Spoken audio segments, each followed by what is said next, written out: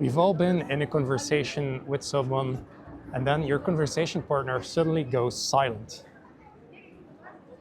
And you feel like this sense of awkwardness or like some pressure to, I don't know, to do something. And in this video, I want to explore like the power of silence and then also the power of speaking, right? And which way you can use it in conversations for general social skills and also in sales. So that's what I'm going to talk about. And yeah, generally speaking, if you're someone who meditates a lot, you should be kind of used to silence. And so it depends a lot on the person. Like some people are really uncomfortable with silence. Others are more comfortable with it, right? So it really depends on the person, the effect that you're going to create. But generally speaking, it also depends on the content that you're saying, what you're actually saying, and the context of the situation you're in. For example, if you're in sales and you're dropping a price at the end of the at the end of the sales meeting, usually what salespeople will do is they will go silent to kind of solidify what they said. Like, hey, it's 3K. For the first month, it's 2K, and every month after that, it's just 1K recorded. And then they will go silent, right? Because if you don't do that, it seems like there is no definitive price. Plus, some people will then also create even more silence to create a sense of pressure on the prospect to now start, justifying himself. That's what some salespeople will do to create like extra pressure. I don't think that's always a good thing, but it is an effect that's very real. So it's something you kind of need to play with and see which effect it has for you. But generally speaking, silence can be very helpful if you want to be more confident and make absolute statements, right?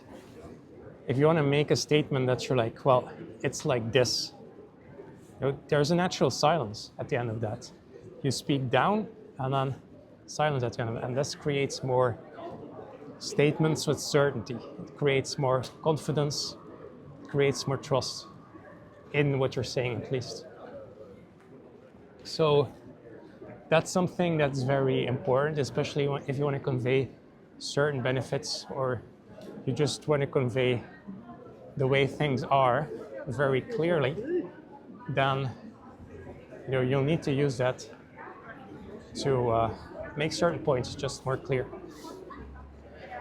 Then there's also the other side of the coin where sometimes you'll actually need to speak to create a better effect, right? Because some people will be sensitive to silence.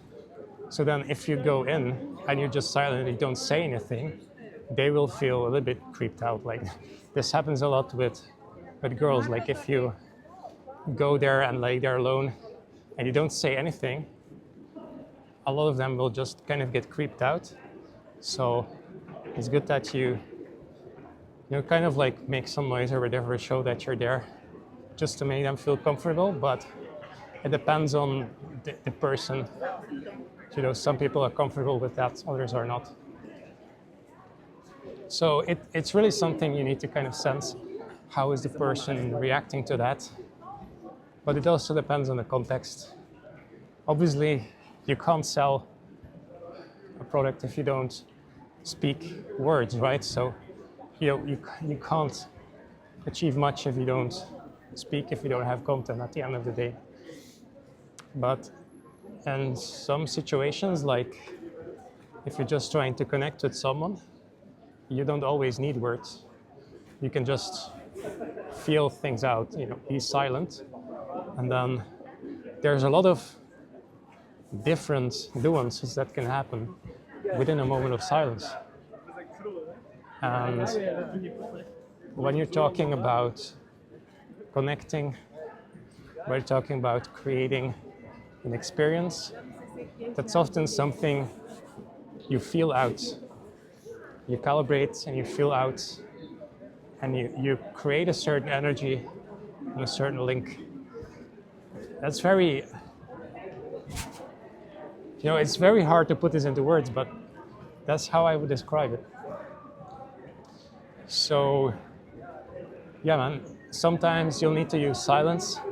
Other times you'll need to actually speak more to improve the situation, right? Whatever the situation is, whether it's in sales or whether it's in, conversation or whatever. Maybe with your family, maybe with your girlfriend, maybe with someone new. But these are like universal rules for social skills. So that's what I would say. Now, what you'll also tend to notice is that when you create moments of silence, it will also tend to create like a vacuum that can sometimes get people to qualify to you or feel a certain pressure to you. For example, this used to be a thing a lot in cold approach, where if you approach a girl, or let's say you're in a sales meeting, and you're quite nervous in the way you're speaking, you're speaking quite fast, people are going to sense that, right? People are going to sense that you're a little bit nervous. And when you calm down, I'm not necessarily even talking about silence, I'm just talking about calming down. People will feel that. And they will feel you're more confident. And they will also feel more obliged to qualify, but they will also want to qualify more because you feel more comfortable. So that's a good thing. And then sometimes if you want them to respond back, not in every moment, but in some moments, you can create an intentional moment of silence to just say, well, I got nothing to say, what do you have? That sometimes works. It is a thing. So you have to be careful to use these, don't use this as a way to manipulate emotions. You have to be able to calibrate as well. But it is an effect that you can play with. So that's the way things are, and that's both true for cold approach as in sales. So yeah, let me know what you thought about the video. I hope you enjoyed it. Check out my next video if you want. And see you guys later. Bye-bye.